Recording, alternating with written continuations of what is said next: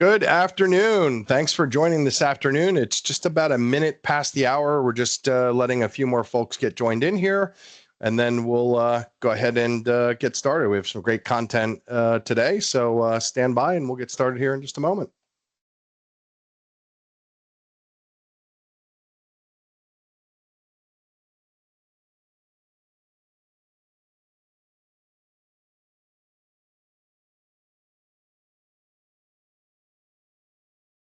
All right, why don't we go ahead and get started? We've got a ton of really good content for today, so we can get started. The session will be recorded. Those of you that are on the session, you'll get an email with a link to the recording. If you have to drop off early, you'll still have that as a good resource to come back to. So, title for today is Strategic Video Marketing from Planning to SEO Success. My name's Dave Buggy, and do a formal introduction here in a moment, but you are on the Microsoft Teams webinar experience. And as such, everybody's mic is muted. Your cameras are turned off except for Mike and me. So you're going to have to stare at us too for the next hour.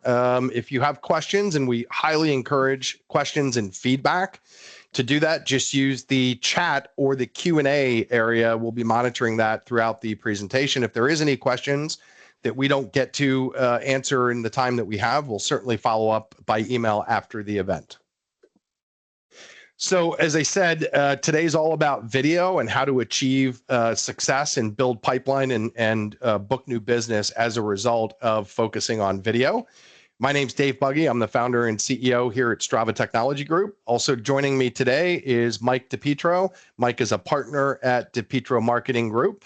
And Mike and I and my team and his team have worked together for, a number of years at this point. Time flies. And one of the things that we're doing together is focusing on video. So, we always like to promote what works for us from a firsthand experience. So Mike and his team have done just some great work with us in a lot of areas around digital marketing, video being the topic of today's conversation. So wanted to share what we see working in our own businesses and helping other customers get into this area of video and, just general marketing consultation that we provide to our customers. So anyway, that's where the topic came from. So you know who I am. I'll have my contact information here at the end. Feel free to reach out to myself or Mike directly if you have any questions outside of the event. So a little bit about Strava. We simply help organizations achieve success with Microsoft business applications and the cloud platform, and that is Dynamics 365 on the business application side, which is marketing, sales, customer service, field service, project operations, Business Central are the main applications in the Dynamics 365 platform that we work in. And we also do, obviously, a lot of work in just the Microsoft Cloud Platform, in Power Apps, and Power Automate, and Power BI, and all the other Power acronyms out there. We do a lot of work in the whole Microsoft Cloud Platform. We were founded in 2017. We're obviously a Microsoft Dynamics 365 certified organization.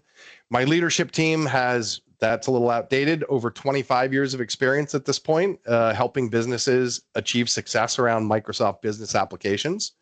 We're headquartered in Marlton, New Jersey, but have clients all over the country. And I think in 6 different countries now, we have active customer projects going in.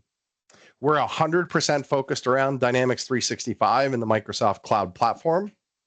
And we provide full business applications project lifecycle services, and we can jump in at any point in that lifecycle. So obviously, we help a lot of clients from evaluating Dynamics 365 all the way through, performing requirements, doing deployment, and then ongoing support and managed services. But we can help you no matter where in that journey that you might be. We have a lot of clients that come to us with projects that have failed to meet their expectations, so we can get involved in, helping repair or even relaunch a project if it's not meeting expectations. As I said, Microsoft Dynamics certified.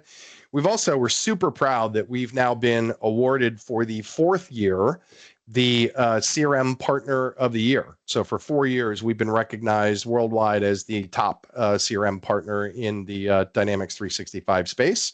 We also were awarded last year the ClickDimensions Global Partner of the Year. ClickDimensions is the top marketing automation solution for Dynamics 365. Very tight partnership with them, and we're super proud to have been named the Global Partner of the Year in 2024.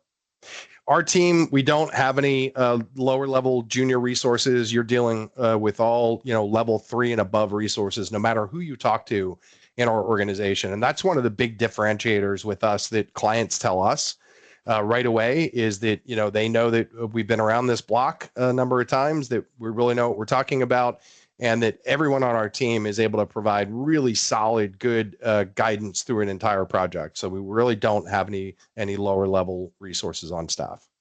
Another thing that sets us apart is that we really go deeper than the technology. And, we're really looking to provide value and solutions to real business challenges. Unfortunately, a lot of technology companies and a lot in the Microsoft partner channel, they really look at their role as technology enablers, right? So if they're working within a project, anything kind of that is the technology is something they consider in scope for them, but things outside the actual tech part of a project, they kind of leave to the customer. And that's where a lot of the projects go wrong. Things like executive enforcement and adoption for the project, executive sponsorship, user adoption, all of that is probably more important, honestly, than the technology itself.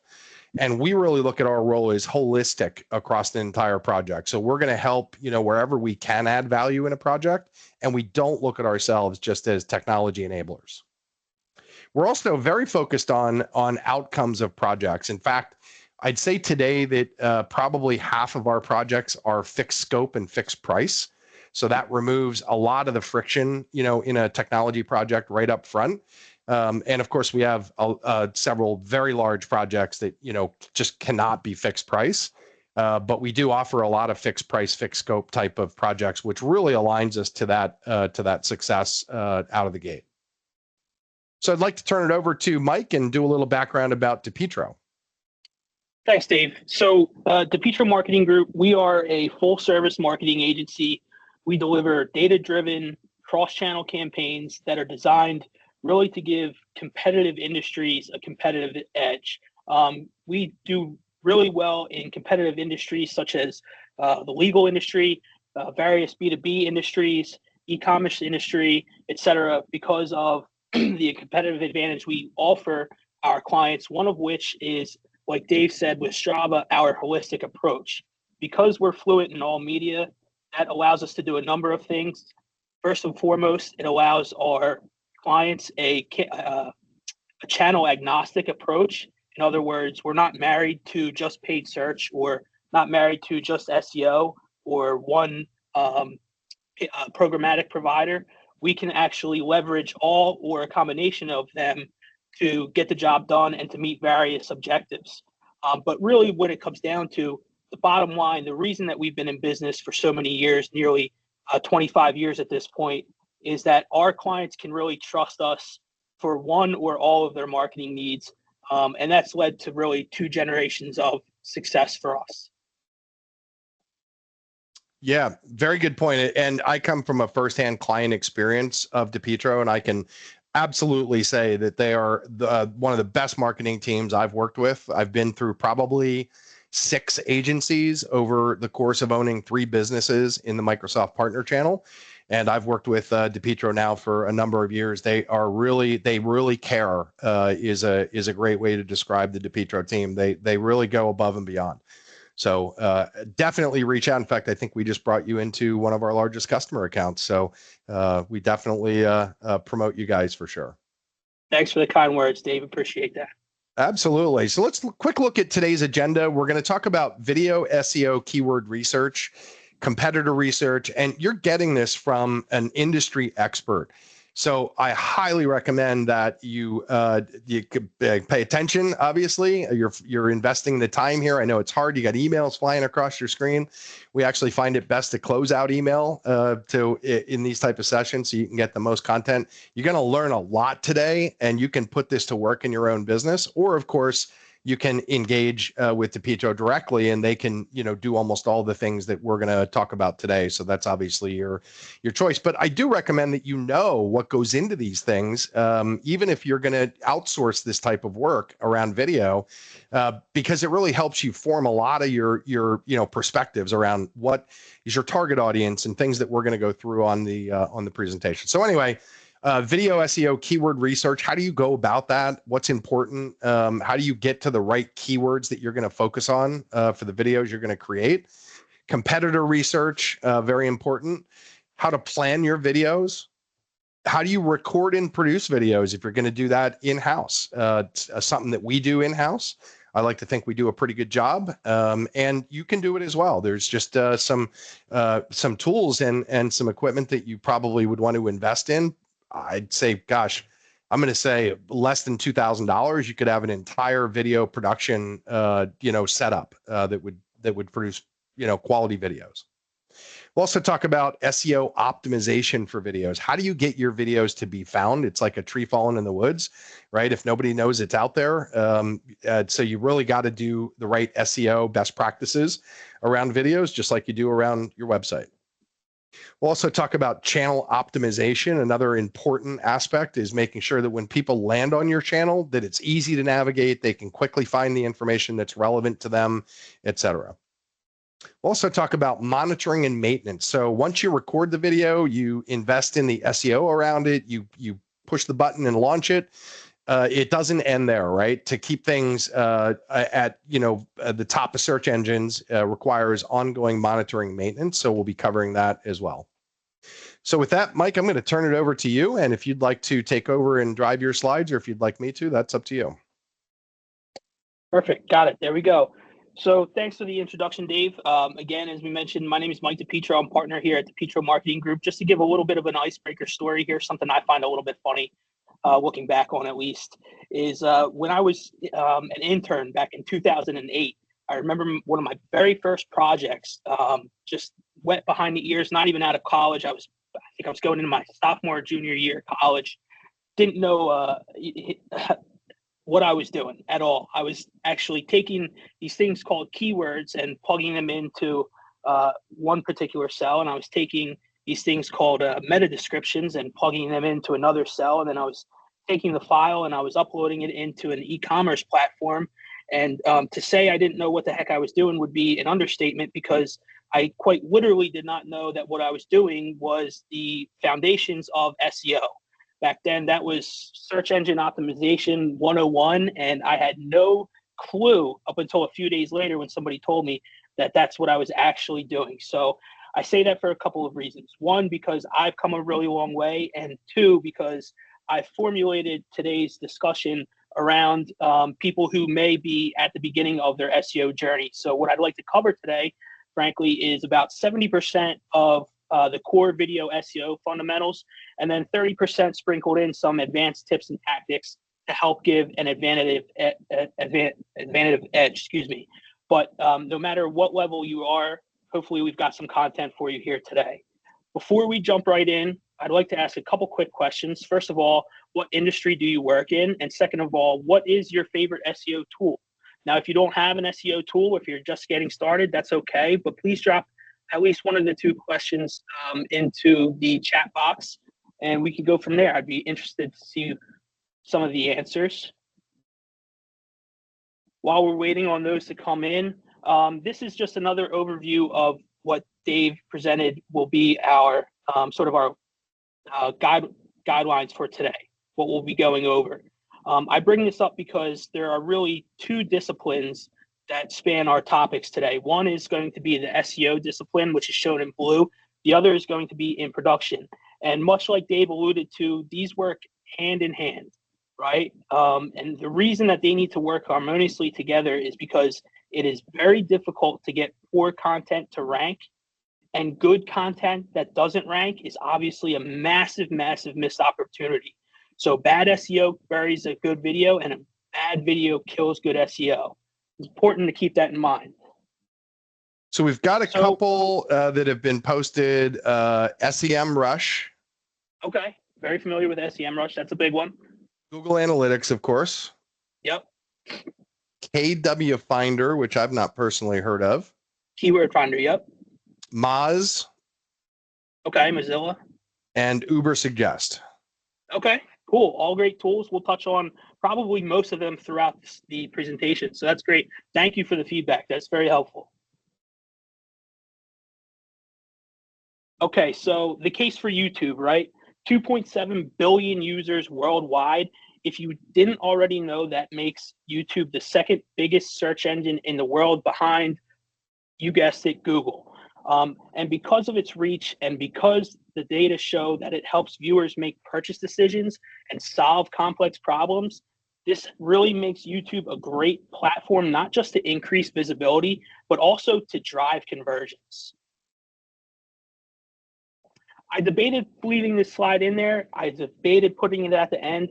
I think it's good right here because it gives a good 1,000-foot view of what we're going to cover and the importance of keyword research. So this is just a rough guesstimate of how I allocate my time when I'm working on an SEO project for YouTube. And you can see that most notably at 35% time allocation, keyword research is really where I spend the abundance of my effort. So first things first, what do I optimize for? How do I know which keyword I should be using? Well, it's really a three-step process. First, we're going to select a keyword, a seed keyword, excuse me. And a seed keyword is really just a fundamental term or phrase that represents your idea or your topic or what your video is really all about. And we're going to take that keyword and we're going to plug it into a tool. One of the tools, it could be one of the tools that were mentioned. I have a few tools that I like as well. We're going to talk about just a few of them. But we're going to take that seed keyword and we're going to plug it into a keyword tool. We're going to generate a keyword list. And from that list, we're going to then strategically refine the list based on a number of different metrics and based on a number of different tactics. And we're going to refine that list down to just one lone target keyword. So we're going to start with a seed keyword or a topic or idea. We're going to expand it into a keyword list. And then we're going to strategically refine that list down to just one target keyword. And I'm going to show you exactly how to do that. Okay, so starting with the seed keyword. So there's two ways you could do this. One, if you're in post-production, in other words, if you've already got a video and your video is complete, you need to ask yourself a couple of things. First is going to be, what is the main value or idea in your video? And two, most importantly, what would someone search to find it? Okay, that's going to be your seed keyword if you already got a video finished. If you have not completed your video, or if you're still in the idea gen phase for a video, so if you're still coming up with a topic for what your video might be, there's a couple of things that you can do. Okay, number one is you can use a keyword tool to help with the idea gen process in coming up with a seed keyword, or you could also use AI, and I'll show you a couple of examples of how to do that too. So if you're in the idea gen phase and you want to use a keyword tool, one that I recommend is called Answer the Public. There's a number of great tools out there, but Answer the Public is really neat because it focuses mostly on questions. So let's say I'm a workers' comp attorney and I want to know what topic I should make my video about. I can go to answerthepublic.com, plug in at the top workers' comp, and it's going to bring back questions, prepositions, comparisons, and numbers, all relating to my topic or seed, which is workers' comp. So for instance, how workers' comp settlements work might be a great topic or phrase. What is workers' comp might make for a great YouTube video. And then it'll also bring back prepositions such as workers' comp hearing, what to expect, comparisons such as workers' comp versus personal injury, and even numbers such as workers' comp 101. So again, we're not defining our target keyword yet, but we are looking for keywords that can compile our list. And I would say that maybe a half to 2/3 of these keywords, these questions that I found on Answer the Public, could be one of those seed keywords to add to our list. If we're using AI, there are a few sample prompts you can use. They're given right here. One of them is, give me 5 YouTube video ideas for people trying to solve problem, right? What is the problem that you're trying to solve? Give me a list of YouTube video topic ideas for ranking in blank industry. right? So if you're a law firm, it might come up with topics such as workers' compensation FAQs, or personal injury checklist, or what to do if you've been injured in a car accident, those sorts of things. Those are all good ideas that we can add to our keyword list. Okay, so what we've done so far is we've taken our seed keyword, we're going to plug it into our tool. We're going to filter out irrelevant or undesirable or unsearched keywords. Okay, so let's say we plug this into our tool, such as an SEO Power Suite or a vidIQ, which I really like a lot. It's going to bring back a number of different results. One of the very first things we can do is filter out any results that it gives me that are unsearched, that have zero search volume. Okay, so one of the free tools that's notorious for giving keywords with zero search volume is Google's Keyword Planner. If you're using Google's Keyword Planner, that's great. It's a free tool. I use it myself.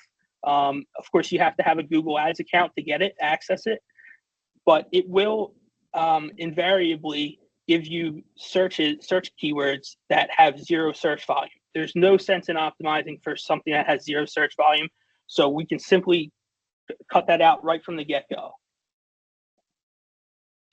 From there, we have a couple options. One is we can export what we found from our list out of our tool and export it to Excel and save it as Excel, or we can just keep the list natively from within the SEO software. Either are okay. I prefer a little bit more of a hands-on approach, which I'll discuss in just a minute, but I prefer to export to Excel. From there, we can either repeat this process with another tool. So say, for instance, an SEO Power Suite, or a YouTube autocomplete, or even ChatGPT, to expand the list even further, or we can move towards to the next step, which is keyword selection. A couple examples here on using a tool. First, I have vidIQ. Okay, so when I take, let's say we want to optimize around the topic for YouTube SEO, for instance. Okay, I'm going to take the word YouTube SEO. I'm going to plug it into my keyword tool inside of vidIQ. This is what it returns. On the left here, you'll see the entire list in its entirety. There's about 700 keywords there, okay, for YouTube SEO. Not all of them are going to be relevant, but I want to pick some of the top ones that might be. So I'm looking for things that might be good. So YouTube SEO tools, that might be good. How to rank YouTube videos, that's a good one. And you can see here too, up at the top, you'll see ranked keywords, matching terms, and questions. So vidIQ is a great tool. It's not free. There is a free version. The paid version is about $15 a month. I do highly recommend it. It is YouTube specific, which is really nice, but it helps give search volume, competition, and an overall score to potential keywords. We'll talk more about overall score here in just a moment. Another thing that you can do as a resource, especially if you're looking for a free resource when you're kind of keyword mining, so to speak, is you can use YouTube's autocomplete tool. Simply go to youtube.com and in the search bar, enter in your keyword, okay? See what comes up in the autocomplete, see if there's anything relevant there that you can, that you think is worth adding to the keyword list. And then after that, simply type a space and a letter A. Call this running the alphabet. So YouTube space, the letter A, see what comes up. You'll see YouTube SEO app, AI tool, A to Z, AI, then do the same thing with B. Erase that A, hit B, you'll see YouTube SEO best practices, or YouTube SEO buyer intent, things like that. And that's a good way to generate keyword ideas as well. This is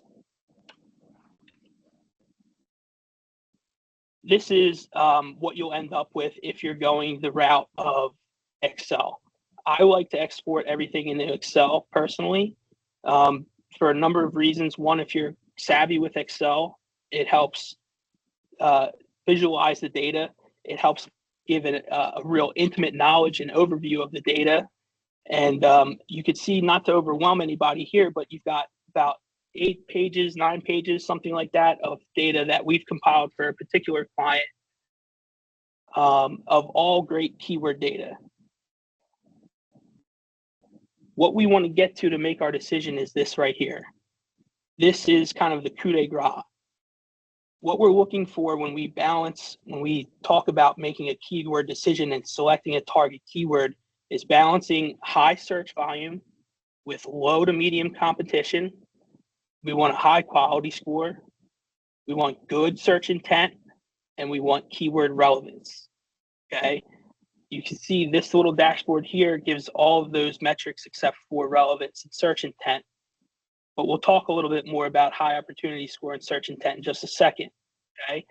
High opportunity score basically means that there's high volume, high search volume, and low difficulty, which means that there's better ranking potential, which is something that we really want to keep in mind when we're optimizing for a particular keyword, because we do not want to optimize for a keyword that has too low search volume or too high search difficulty. We want a nice marry between the two. Search intent is also very important to optimize for. Search intent is basically the reason behind a person's query or what the user wants to know, do, or buy. There are a few different categories. Navigational, informational, and transactional are three of the categories. One quick tip, if we're looking to convert these viewers into business or into leads, we want to focus on those transactional phrases, okay? Those are going to be typically your lower funnel phrases that you can really start to see some move the needle in terms of new business and new leads. I was just going to jump in at two things. One is that the keyword research that you displayed, you guys did that for us. And that made my decision of what to focus on very easy. I probably spent minutes with that report, and I was able to pull out the set of keywords I wanted to go, create videos around. And one of the mistakes that I see a lot of companies make, and including a lot of companies in my industry, in the Microsoft Partner Channel, is that they'll go after the wrong, and maybe they have their own strategy around this, but if you're looking for somebody that's going to buy something like Dynamics 365, you don't necessarily want to go out with videos about how to create a dashboard in Dynamics 365, how to add a user, how do the security roles work, things like that, because what does that tell you? They already have the product, right? So that keyword research report that Mike and his team generate will have that kind of layered on, is, the right intent around the keyword, right? So what would be good buyer intent for some of the things that we look at? Dynamics 365 price. That's a great sign of buyer intent, right? If I'm looking at pricing, that means I'm usually in the market to buy something. Find a good partner for Dynamics 365, how to implement Dynamics 365.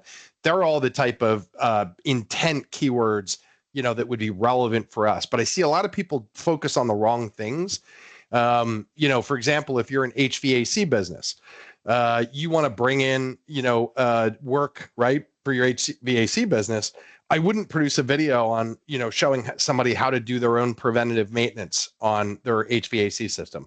Now, there are companies that'll do that, and that's part of their strategy, is let's give that information away, hoping that, maybe they just won't want to do it themselves and they'll call us, or it's a branding exercise. Most businesses my size are not in the branding, space of marketing, right? You're trying to drive leads.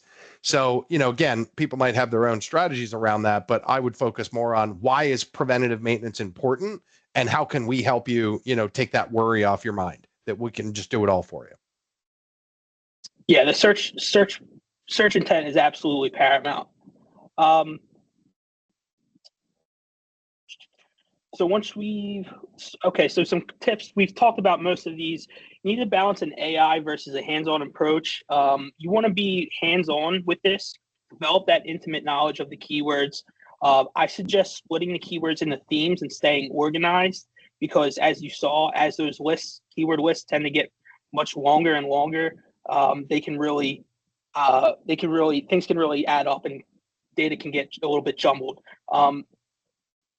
Don't aim too high, but not too low. Okay, you don't want to go try and rank knocking off Nike for a search keyword such as Nike shoes, which has a search volume of, probably 1 million per month, right? But at the same time, you don't want to aim too low either, because like, as we mentioned, if you're optimizing around a search keyword that gets maybe 10, 20 searches per month, you're not going to see any results. And again, with search intent, think like your viewer. What's frustrating? What's confusing? What's time sensitive? What are they searching when they need your product or service? And there's some examples here down at the bottom. This is the stack that I use that I've mentioned. I know we got some great answers in the beginning as to what people are using for their keyword research tools. This is what I use on the left. On the right is they work great too. Not going to spend a ton of time here because got a nice little freebie. If you email me at the end, I will get you this nice little competitor analysis, keyword comparison tool. And that brings us to competitor analysis. So the reason why competitor analyses are really important is because it allows you to not only save time and trial and error, but it allows you to reverse engineer what's working and what's not, because you can see different commonalities, different themes in competitors that are ranking for certain keywords. It also allows you to find content gaps that you can own, which is really, really important. We're going to talk about that in just a second. But it also allows you to strategically position your content and your channel. So when you're going through your competitor analysis, keep in mind different holes and gaps and things that competitors are doing, or things that they might not be doing too well, areas that you can exploit in your own branding and in your own positioning when you're crafting your own channel and creating your own content. So content gaps basically is they're topics that the target audience is looking for but aren't really covered well by existing videos. And they matter for a number of reasons, right? So obviously, because they're not being covered, there's going to be less competition, which means a higher chance to rank. And it boosts engagement and watch time and help drive quality leads, because frankly, you're the only one you're dominating that search essentially. This is also something, just so you know, that can help or that you can use AI to help with. Just ask AI, help me find content gaps for YouTube videos about topic. That's one of the things that AI can really help with. A couple of things that I look for when you're going through your competitor analysis. One is, are there any big players in the space, right? Why does that matter? Well, it matters because if you're going to try and outrank, like I said before, a Nike or a Campbell Soup or a big player, you might want to adjust your strategy a little bit. You might need different tactics for that. Ask yourself, how are these competitors positioning themselves, right? Are they positioning themselves in a certain way, or how can I exploit their position? What calls to actions do they use? This is really key and really telling, because finding out what they're saying in their calls to actions can tell you a lot about their strategy, right? If they're asking, as an example, if they're asking people to like and subscribe to their channel, for instance, then they might be looking to grow their YouTube footprint or their online visibility. Whereas if they've got a phone number and they're asking you to call their business because you've got such and such a problem and they've got such and such a solution, then they're really after the lead gen end of things. So just a couple of things to keep in mind when you're doing your competitor analysis. If you're using AI or SEO software when you're doing it for competitor analysis, use it sparingly and strategically, because keep in mind that AI cannot view live SERPs without a direct link, and it cannot consume competitors' content without a direct link. So this type of analysis really warrants a manual deep dive. And so that's something to keep in mind. Always look for ways to differentiate too. This is not just about, monkey see, monkey do. Okay, well, so-and-so is ranking number one, so this is what I want to mimic. Look for ways to do what they're doing, but better.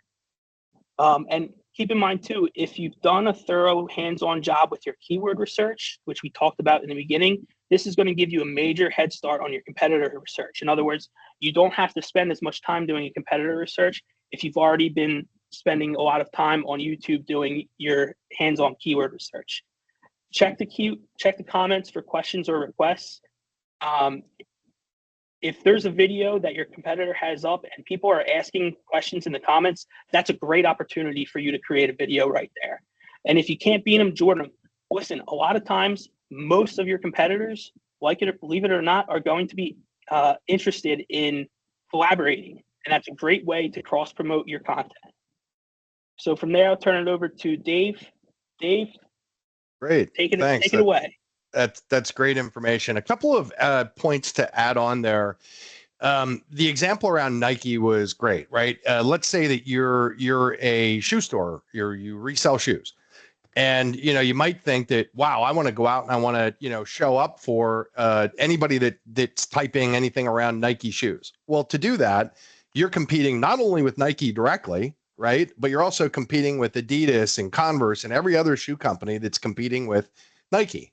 So it would not be cost effective in most cases for you to do that, right? I know some of our keywords, the cost per click on the pay-per-click side is $25, $30, right? For every time somebody clicks on that. So you just can't compete at that level if you're, a smaller business.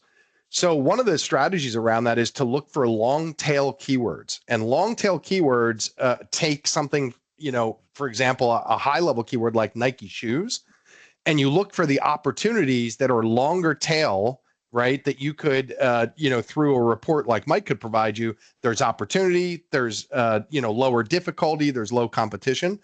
What would be an example of that? How about Nike baseball shoes in Marlton, New Jersey, right? That would be an excellent example of something you could make actionable. There's probably opportunity there. The difficulty, I haven't looked, but I would assume is lower than going after those higher level keywords. So think about those long tail, and those keyword research tools is where you're going to find a lot of that information. Secondly, is that AI. What you don't want to do with AI today is basically go, for example, and tell AI to write you content for a web page or a blog. Why is that? Well, where does AI get its information from? The internet, right? There's the issue on the internet, basically, that if you copy and reuse information verbatim from another web page, Google knows that you're doing that and will penalize you for doing so, right? And Mike, jump in here. You're the expert on this. But there's something called canonical. How do you pronounce that, Mike? Canonical, yep. Canonical. So if you're going to duplicate content, you can make it a canonical reference or link, and it tells the search engine basically, hey, there's already a master kind of page for this. I'm kind of reusing this content. The problem with just using AI and having it spit out content for a blog or a web page is that it's getting that information from the internet. It already exists there.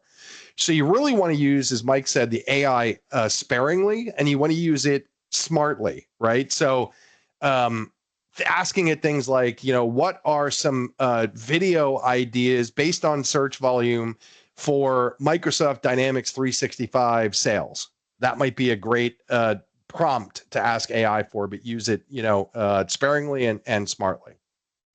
So I want to show some success here from our own business, working with Mike and his team. So let me just pull up my browser here. So the first thing I did here was I typed in Dynamics 365 Project Operations Demo. And Project Operations is a module in Dynamics 365 that is a full-on enterprise project management tool. So we wanted to do some video and do some SEO around that key phrase. So we recorded a really good video. We worked with Mike and his team where he did, the optimization around it. And I want to show you some results. So if I scroll down here, we are the '2 video behind Microsoft themselves for that particular key phrase. And I've been on calls just recently where I've been on with a group of customers, and I was on a call with a group of partners. And on both those calls, somebody said, hey, I just watched your video on Project Operations. Great video. So these things get around, but this is proof in pudding right here. And I'll show you kind of the trajectory of that particular video. So here's that video. I guess we launched that. When did we launch that? Back October, November? Somewhere around there? October, actually. October. Mid-October. Yeah, right here. Look at the presence and the views and visibility around that video. Look at that. It's got 1,700 views of that video. And this is a long form video. It's an hour long, right? So it's not something somebody can just go and quickly watch and consume and, move on. It's a long video. So to have that many views in that around that video is super impressive. And look at the growth there through the optimization that, we've worked with Mike and his team. Okay. Also, Mike and his team have done some optimization of our YouTube channel. So they took a look at it and they said, hey, here's the areas that we feel could be improved. There was a new banner image they created highlighting, the award accolades that we have. They created a new image around here. I think that's what's that video or that image here called? It's like a thumbnail. Profile. Okay. And they're also organizing our channel strategy, playlist strategy better within our channel. So that's turned out really good. By the way, if you haven't went and subscribed to our YouTube channel, please go ahead and do so. I'm going to plop the link in there, little promotion that you could help us out a little bit just by hitting the subscribe button. It actually does matter when on the back end, right? The more likes and subscribes that you have, it makes YouTube pay a lot more attention to your content. Therefore, Google pays more attention, although they're kind of one and the same company at this point. But anyway, so we also did a video just recently. We'll talk about kind of our rhythm around videos, but we did a video here on Sales Copilot, pretty popular topic in the industry, all about AI and Copilot. So that's been out there since July of 2023. That's got just under 2,000 views. You can see nice steady growth over a period of time there. And then another one that we just launched, and let's see if I have it here. Somewhere I had it. I might have duplicated. Let's see. We'll go to videos. I want to get our latest one. It is the sales video, which is here. And everything matters in these videos. The title matters, right? So we didn't just say, it's Dynamics 365 sales. The title here is, a long form, right? That's important. All of this description is important. Having timestamps is important. That's all stuff that, Mike and his team can do for you, or you can do yourself. But if we look at the analytics around that, we just launched this video. I think it was about a month ago. Yeah, March 19th. We've already gotten 125 views, and look at the growth, in watches around that video. Pretty impressive. So proof is in the pudding. That we're actually doing this and achieving success with it, and in working with Mike and his team. So let's talk a bit about planning your videos. If you're going to do this internally, or if you're going to outsource the video portion of it, you still need to be involved around things like defining what objectives you have for video and for SEO around video. Right? Is it branding? Is it you want to bring in new leads? Is it a certain area of your business, a product or service that you want to promote more so than others? And you have to define your target audience. Who are you going after? What's your target buyer profile, for example? Excuse me. Next on the list then would be creating a schedule for video production. Right now, we're doing 1 to 2 videos a month. Mike and his team are then coming in on the backside of that production and optimizing it. They're getting it launched, and then they're doing the ongoing maintenance and analytics around the videos. So we're constantly, looking to improve them and improve our rank in the search engines.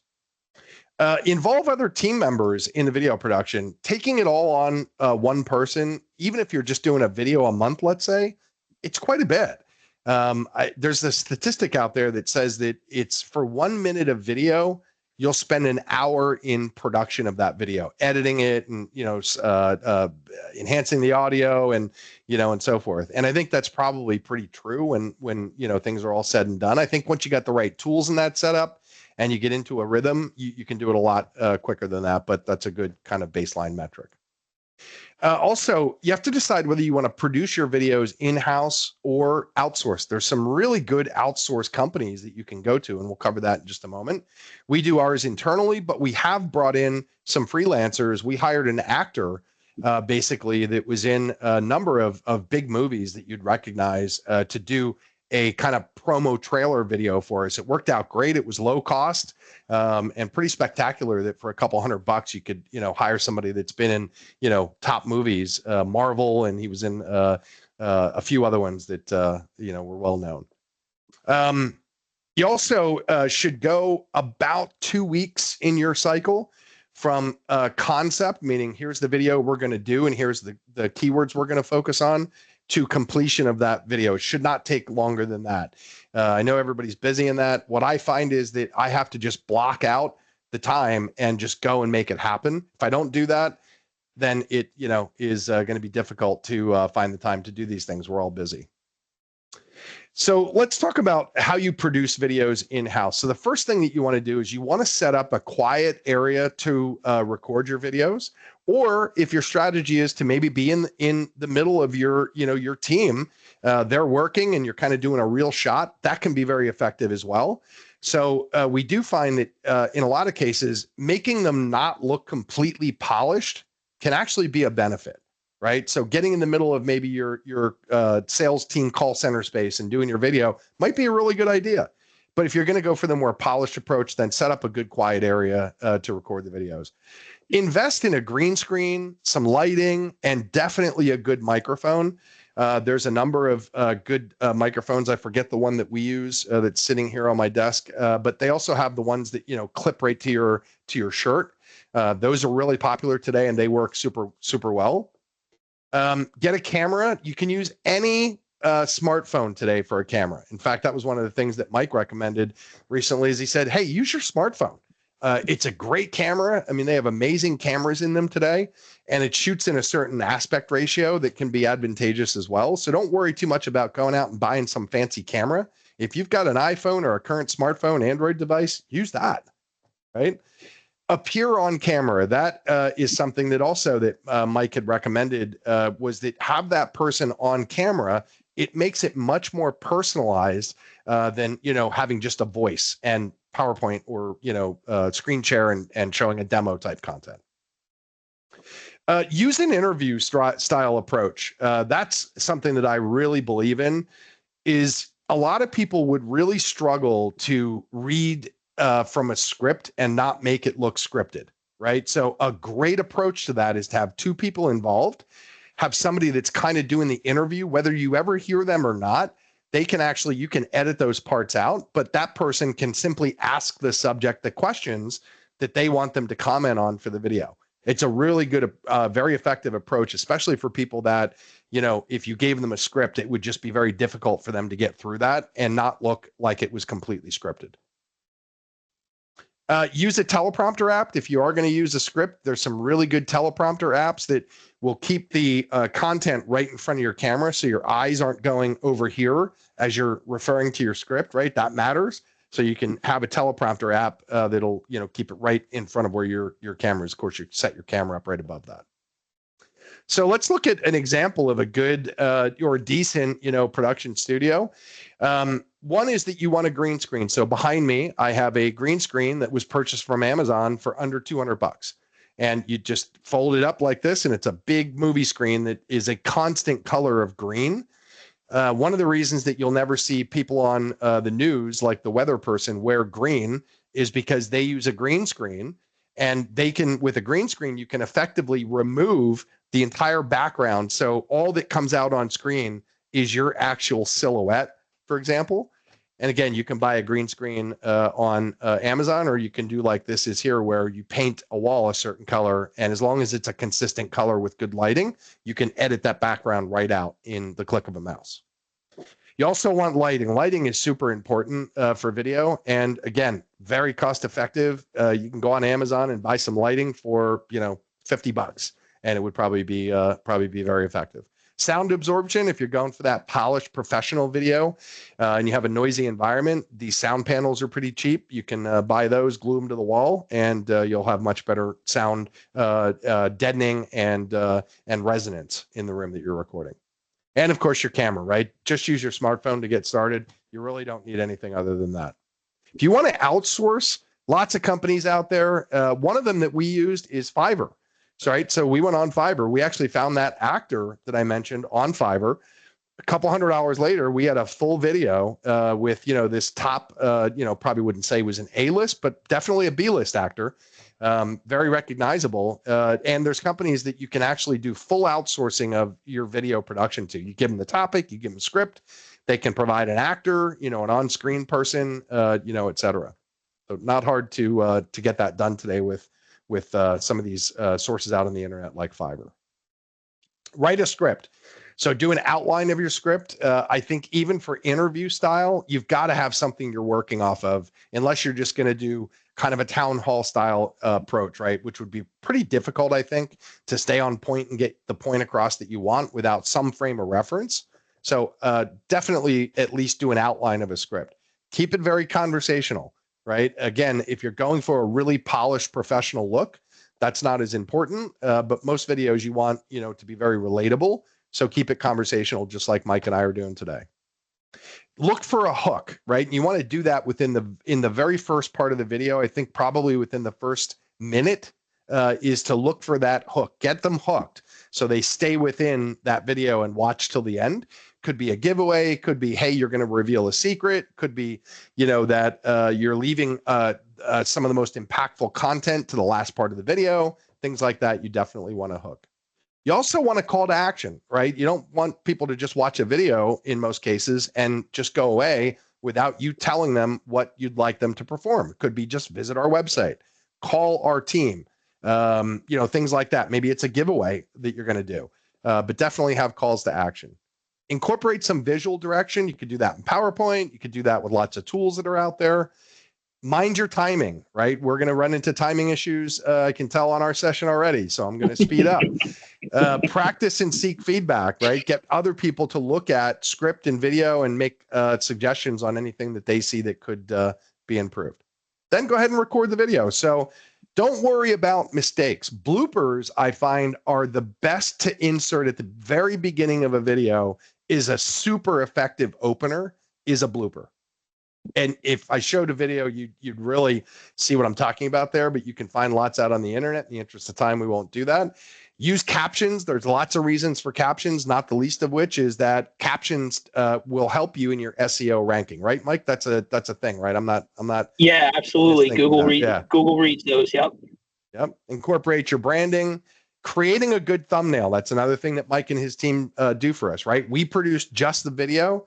They go do the thumbnail, the opening graphic, the colors, et cetera.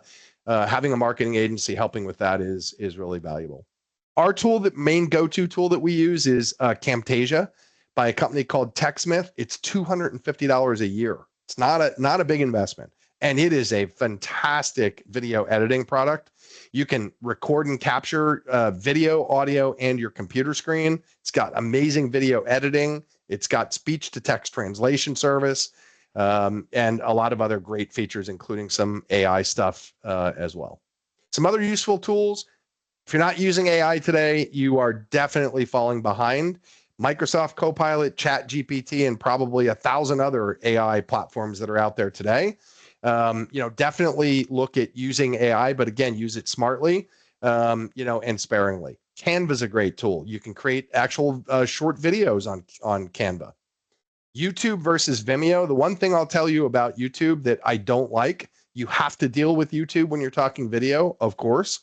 The one thing I don't like about YouTube is that it will show other videos, right, to that particular viewer based on like their search history and things. So if they're out looking for a product to buy that you sell, if they're looking at your competitors, very likely the video that comes up just before your video or just after could be a competitor video. Why is that important? Well, that matters when you're putting videos on your website, right? We don't put YouTube videos on our website. We use Vimeo, which does not show any other videos like YouTube does. Really important. Wistia is a great video platform that tracks the analytics around viewers and views and time spent on video, and can actually insert calls to actions right in the video, like a form to fill out, so you can take it from there from a sales perspective. Riverside.fm is a really good tool as well. Again, I won't go into some of the details on these for the interest of time, but It allows you to do remote video recording. So if you want to interview somebody on your team that's remote or a customer, right? Use riverside.fm. They do it right on their mobile device, and you can record them and even their computer screen using that tool, Riverside. Really good tool. CapCut, another great tool. And that's a great tool if you're just getting started with video editing, does caption generation, etc. I'm going to go ahead, Mike, and turn it back over to you to finish this out. All right. Sounds good. Thanks, Dave. Good stuff. Let's see here. Okay, so breezing through the rest of this. When it comes to optimizing your actual video, so the first and foremost, what you want to know is that before you upload your video, you want to name the file your actual keyword. From there, you're going to be prompted to enter a title. You want to create a compelling and keyword-rich title. The formula is basically keyword plus value proposition and or hook. So you can see right here, if our keyword is YouTube SEO, a good title for that might be YouTube SEO 2025, because the year makes it actually current and relevant. Rank #1 fast, right? Clear goal or value proposition with these 5 easy tricks. A listicle style hook, which is showing the boost click-through rates. A listicle is just the 5 easy tricks, which works really well in marketing in general, but also with YouTube SEO.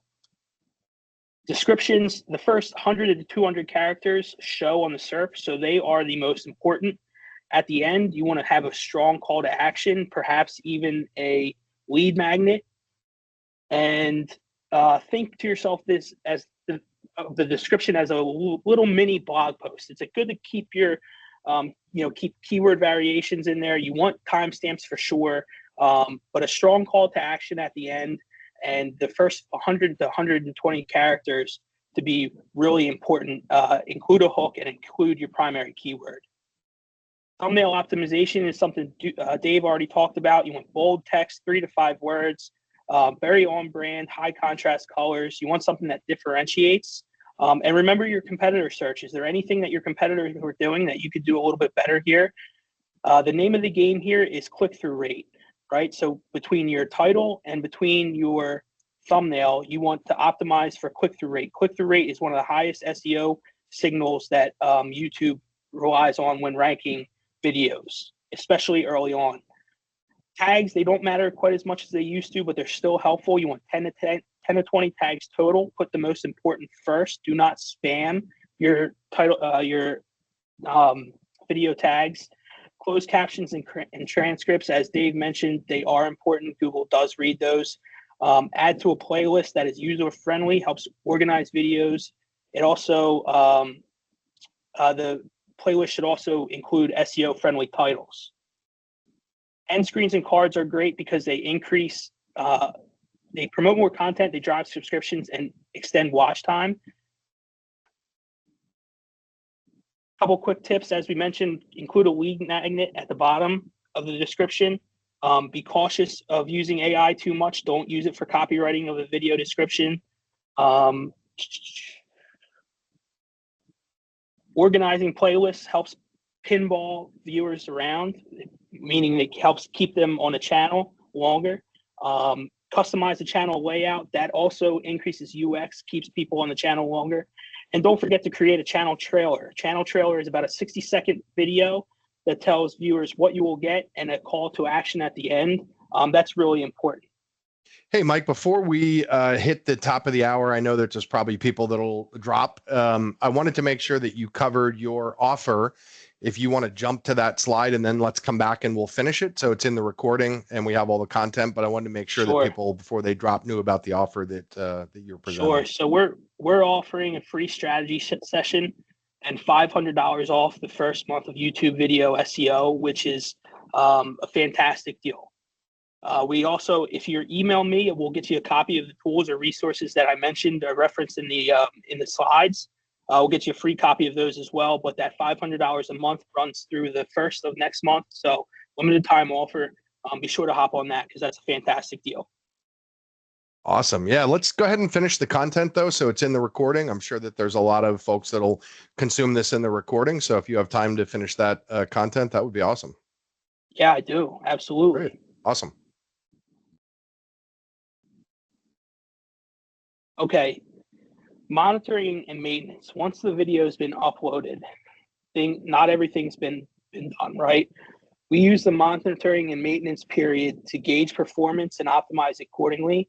But we also want to spot negative trends early, because it's very important to adjust based on the data that we're getting in an early enough time frame to where we can kind of steer the trajectory of the video from nose down to nose up.